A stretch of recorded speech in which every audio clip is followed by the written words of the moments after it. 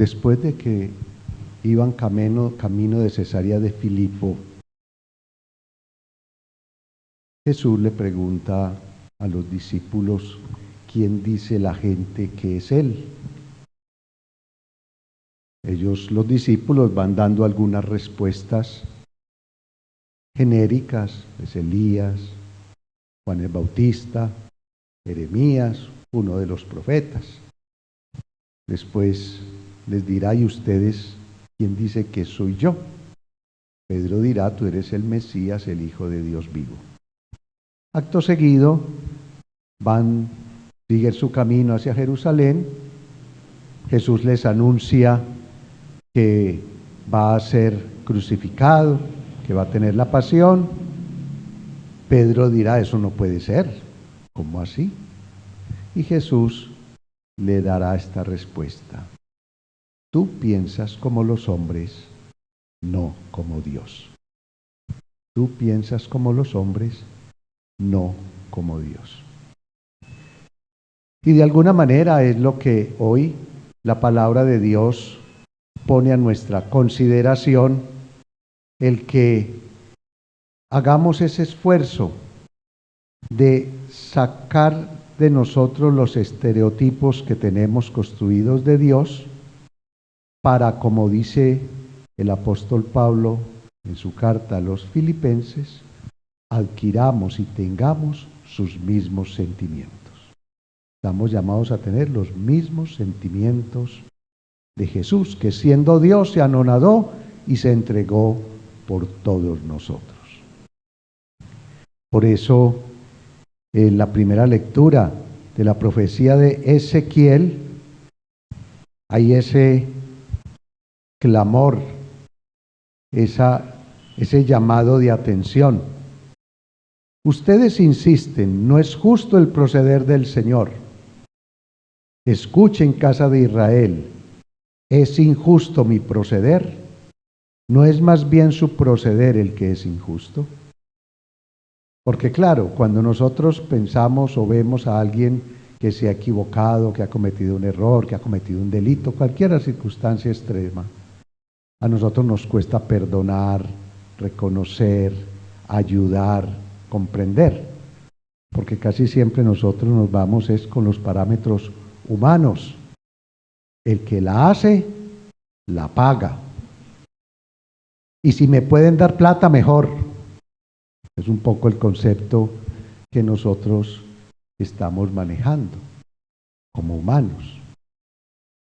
Y por eso, cuando el Señor se muestra compasivo, misericordioso, lento a la ira, capaz de perdonar 70 veces 7, siempre, como lo hemos meditado en estos días, sobre todo el domingo pasado, pues eso para muchos genera escándalo.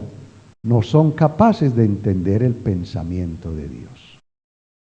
De allí entonces que el salmista nos recordará eso, nos pondrá de presente, y eso a nosotros nos cuesta.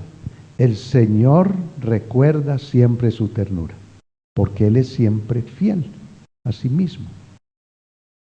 En el profeta Amós, mostrando cómo Dios había sido fiel al pueblo y cómo ese pueblo de Israel le había sido infiel una y otra vez, con lazos de amor lo atraía, dice hermosamente el profeta Oseas.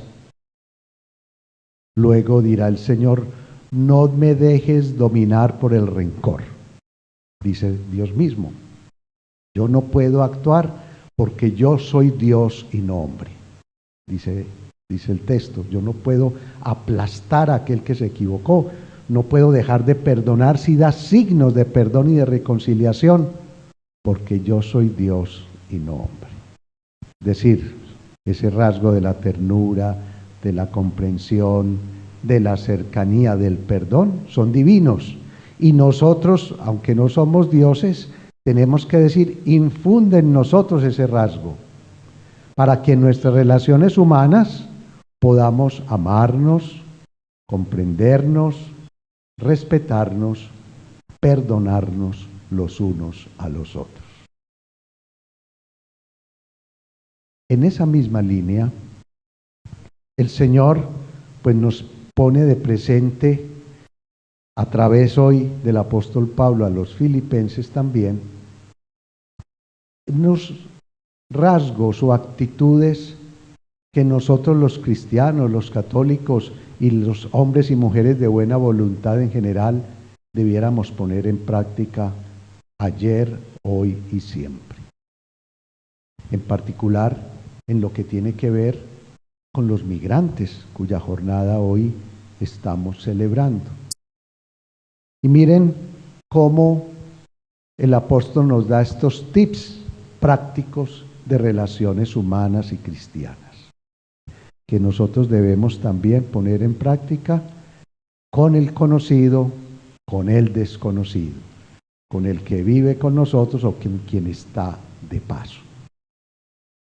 No obren por rivalidad ni por vanagloria.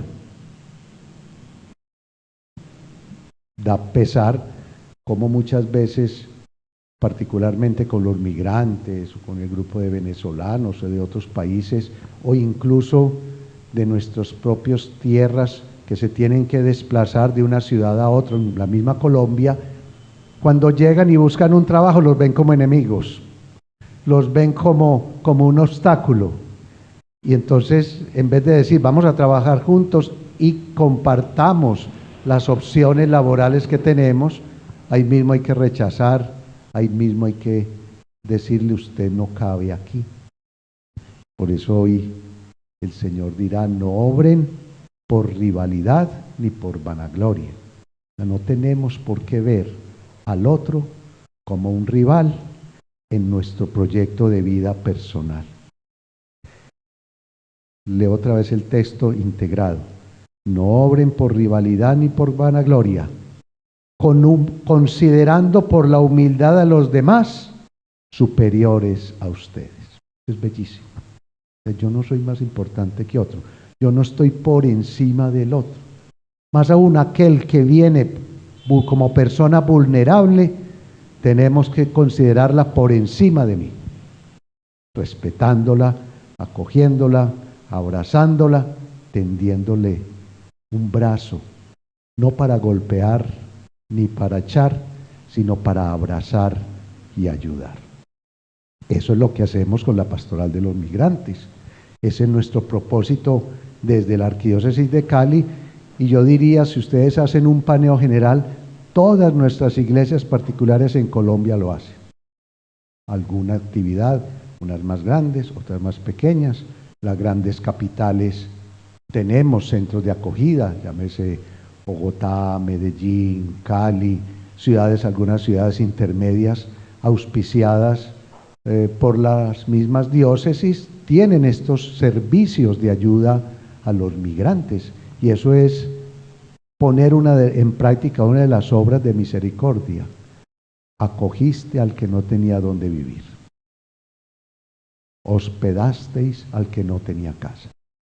Y entonces hay que sentir y descubrir que el otro está por encima de mí, superiores a los demás. Si yo me siento por encima pues los pisoteo y quiero acabar con ellos.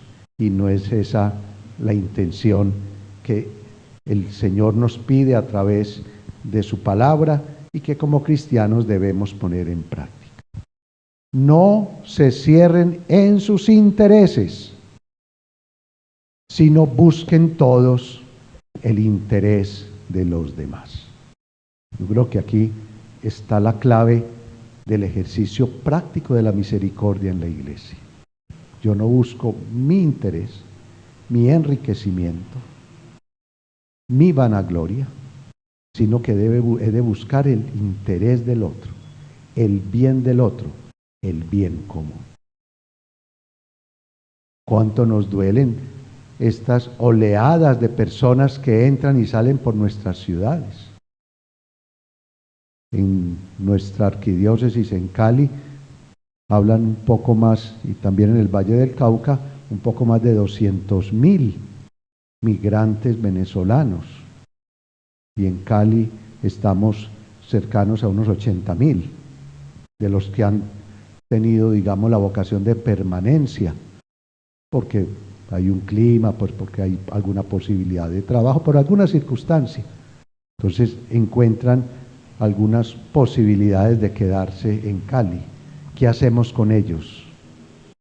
Tenemos que ayudarlos, entenderlos en sus realidades sociales, políticas, familiares, entender que dentro de ellos muchas veces hay dolores, han tenido que dejar sus familias en otros lugares. A veces uno no se pone como en el lugar del migrante, cuando ellos han hecho un esfuerzo gigante o han sido obligados también para dejar sus tierras, sus lugares. Entre nosotros mismos ya tenemos desplazamiento interno, territorial en nuestra Colombia, o incluso en nuestros mismos barrios. Se nota como a veces por amenazas o por miedos, por lo que sea, familias enteras salen de un barrio para otro. Busquemos siempre el interés de los demás. Tengan ustedes los mismos sentimientos de Cristo. A eso los invito. Ese es el llamado que hoy el Señor nos hace, a que teniendo sus mismos sentimientos, borremos de nuestro léxico el orgullo, la soberbia, la venganza, el rechazo, todo aquello que desdice de nuestro ser de hijos de Dios, de hermanos en Cristo.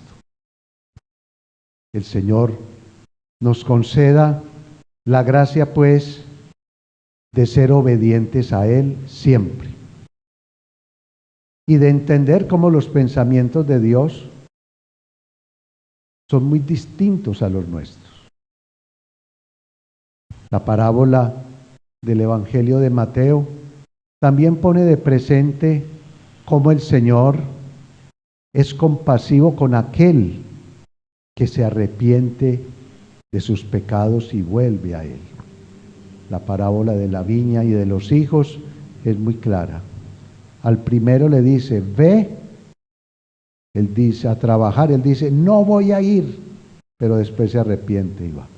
Y el otro le dice, sí, claro, sí voy a ir, pero no va. ¿Cuál de los dos hizo la voluntad del Padre? Es la pregunta que hace el Señor a los discípulos y a quienes lo escuchan. Y dirán, el primero, porque dijo que no, pero después se arrepintió y enrutó su camino por el bien. Eso también es lo que le vamos a pedir al Señor, que nos conceda la gracia de hacer el discernimiento adecuado y la fortaleza para dar el paso de reconocer, me equivoqué, como también el hijo pródigo. Padre, no merezco que me llames hijo tuyo. Queridos hermanos, que teniendo los sentimientos de Cristo, seamos solidarios con aquellos que nos necesitan. No cerremos los ojos ante la realidad inclemente de unos hermanos que están padeciendo la migración libre o forzada y que también a través nuestro oremos para que haya políticas estatales suficientes, adecuadas, que permitan con dignidad y respeto acompañar a estas personas en un derecho mundial, universal, que es a su desplazamiento. Es un derecho de los hombres, derecho humano al desplazamiento, pero hay que acompañar y propiciar por todos los campos a quienes les corresponda, pues unas leyes que les garanticen su libre desplazamiento con dignidad y no exponiéndose, como en nuestro caso en el Darién, a meterse en unas selvas donde cuántos habrán fallecido o cuántos quedarán con unas huellas que nunca les va a borrar por esas situaciones de vida que les ha tocado vivir. Y también pedirle al Señor que nos conceda la gracia de reconocer nuestros pecados y volver a Dios, que nunca olvida su ternura y que estará siempre listo para acogernos y abrazarnos junto a su corazón. Amén.